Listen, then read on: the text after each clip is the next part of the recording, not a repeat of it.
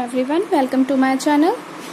सो last lecture में हमने discuss किया था अबाउट यूजीसी नेट और उसके इंट्रोडक्शन के बारे में कि किस तरह का आपका पैटर्न होता है और क्या आपके पास सिलेबस होता है पेपर फर्स्ट के लिए। तो इसमें मैं आपको बताऊंगी CSIR यूजीसी नेट के लिए, मतलब आपको कंप्लीट मैं इसके बारे में इंफॉर्मेशन दूंगी कि होता क्या है ये। CSIR आपके पास क्या होता है, council of scientific industrial research होती है आपके पास। एंड यूजीसी आपके पास क्या होती है, यूनियन ग्रांट कमीशन होती है। और नेट आपके पास होता है नेशनल एलिजिबिलिटी टेस्ट।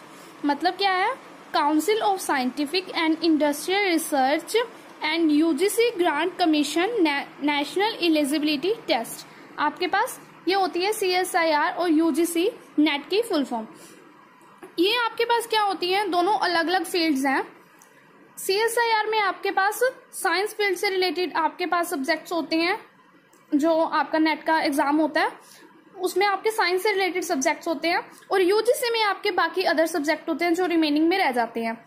सो ये टू टाइप्स में होते हैं आपके पास, एक JRF और एक आपके पास LS नेट में। जो JRF आपके पास होता है वो क्या होता है, आपके पास जूनियर रिसर्च फेलोशिप होती है नेट की, और LS आपके पास क्या होती है, लेक्चरशिप होती है।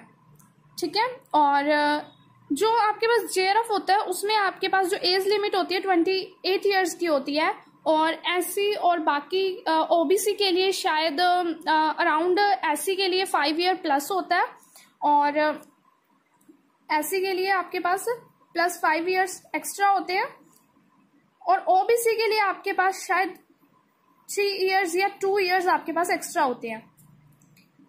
और आपके पास ये जो आपके पास होता है एग्जामिनेशन होता है, जो मोड होता है, मोड ऑफ एग्जामिनेशन, वो आपके पास कंप्यूटर बेस्ड टेस्ट होता है, और जो आपके पास NT यानी कि नेशनल टेस्ट एजेंसी के थ्रू होता है आपके पास ये। और आपके पास जो सब्जेक्ट्स होते हैं CSIR नेट के वो क्या होते हैं, केमिकल साइंस, 5 सब्जेक्ट होते हैं आपके पास। केमिकल साइंस होती है, अर्थ साइंस होती है, लाइफ साइंस होती है, मैथमेटिकल एंड फिजिकल साइंस। ये 5 सब्जेक्ट आपके पास CSIR नेट में होते हैं। बाकी जो आपके सब्जेक्ट बच जाते हैं, रिमेनिंग आपके पास जो सब्जेक्ट्स रहते हैं वो यूजीसी के होते हैं आपके पास। तो इसका एग्जाम में क्या होता है कि आपके पास अगर कोई भी सब्जेक्ट का आपके पास एग्जाम है तो उसके एग्जाम में आपके पास 3 सेक्शंस होते हैं, part A, part B and part C। जो पार्ट A होता है वो सभी स्टूडेंट्स के लिए होता है, चाहे वो किसी भी फील्ड के हैं, चाहे वो यूजीसी वाली साइड के हैं, चाहे वो CSIR वाली साइड के, यानी कि वो साइंस सब्जेक्ट से रिलेटेड है या फिर कॉमर्स या आर्ट्स किसी भी स्ट्रीम से हैं, वो सबके लिए कॉमन ही होता है पार्ट A।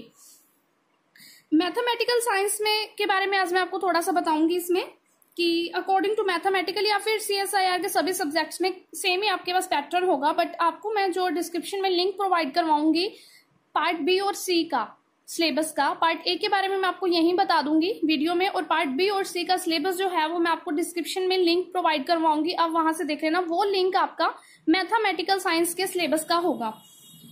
सो आपके पास जो ड्यूरेशन होती है इस एग्जाम की वो 3 आवर्स होती है। टोटल 200 मार्क्स का एग्जाम होता है आपके पास ये। नेक्स्ट आपके पास क्या होता है कि जो पैटर्न है वो मैं आपको बता देती हूँ किस टाइप से होता है। पार्ट A होता है आपके पास, पार्ट B होता है, पार्ट C में टोटल क्वेश्चंस आपके पास पार्ट A में 20 होते हैं, पार्ट B में 40 होते हैं, पार्ट C में आपके पास 60 होते हैं। जो हर क्वेश्चन जो आपके पास एक क्वेश्चन होता है वो आपके पास 2 मार्क्स का होता है, और पार्ट B में आपके पास हर क्वेश्चन 3 मार्क्स का होता है, और पार्ट C में आपके पास हर क्वेश्चन 4.75 मार्क्स का होता है। सो मैक्सिमम अटेम्प्टेशन आपको करनी होती है 15, 25 एंड 20। नेगेटिव मार्किंग आपके पास क्या होती है, 0.5 होती है पार्ट A में, यानी कि हाफ होती है, और पार्ट B में आपके पास 0.75 होती है, और पार्ट C में आपके पास नेगेटिव मार्किंग नहीं होती, 0 होता है। मैक्सिमम मार्क्स आपके पास क्या होते हैं, 30, 75 एंड 95 ये होती है आपके पास। और पार्ट A में क्या होता है आपको, अब मैं आपको पार्ट A के सिलेबस के बारे में बताती हूँ। जो आपके क्या है, 3 सेक्शंस होते हैं CSIR के। CSIR नेट के आपके पास कोई भी आप 5 सब्जेक्ट में से किसी का भी एग्जाम देते हो, जो भी आपके पास 5 सब्जेक्ट्स होते हैं उसमें आप कोई भी पेपर देते हो, चाहे वो आप केमिकल साइंस से रिलेटेड दे रहे हो, चाहे वो अर्थ साइंस से, चाहे वो लाइफ साइंस से, या आप मैथमेटिकल और फिजिकल साइंस से दे रहे हो, तो हर के लिए आपके पास पार्ट A और A, B एंड C होगा आपके पास। पार्ट A में आपके पास related to question general aptitude के आएंगे आपके पास। जनरल एप्टीट्यूड के आपके पास जो मैंने आपको वो बुक आपको पिछले पार्ट में बताई थी, जो पिछला पार्ट मैंने यूजीसी का बनाया था उसमें मैंने एक ट्रूमैन स्पेसिफिक सीरीज के बारे में पार्ट 1 यानी कि पेपर 1 के लिए बताया था मैंने यूजीसी के, वही आपकी बुक यूज होगी इसमें। उसमें आपके पास जो टॉपिक्स होंगे वो कुछ इस तरह से होंगे, लॉजिकल रीजनिंग होगी, ग्राफिकल एनालिसिस होगा, एनालिटिकल एंड न्यूमेरिकल एबिलिटी होगी, quantitative comparison, series formation etcetera, इस टाइप का कुछ आपके पास सिलेबस होगा। और पार्ट बी और सी आपके पास अकॉर्डिंग टू सब्जेक्ट होगा। आपके पास जो पार्ट बी और सी का सिलेबस है वो आपका रिलेटेड टू सब्जेक्ट होगा। लाइक आपके पास अगर केमिकल साइंस है तो आपका केमिकल साइंस का रिलेटेड जो सब्जेक्ट में, और अर्थ साइंस में आपके पास मतलब जो जो आपके पास सब्जेक्ट होंगे उनके अकॉर्डिंग आपके पास सब्जेक्ट के अकॉर्डिंग पार्ट बी और सी का मटेरियल होगा आपके पास सिलेबस में। लाइक जैसे अब मैं मैथमेटिकल साइंस के बारे में डिस्कस कर रही हूँ।